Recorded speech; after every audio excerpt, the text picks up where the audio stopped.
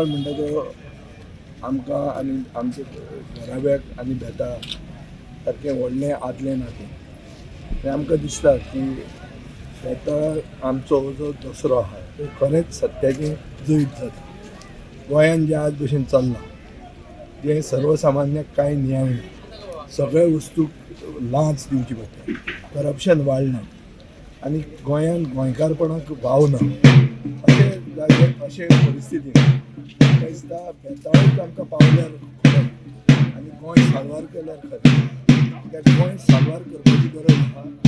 हो सरकार जो आहा ते गोंय विकूंक लागिल्लें आहा. सगळे विकता, सरकार गोंय विकता आनी तांचे जे वर्कर आहात ते नोकऱ्यो विकतात.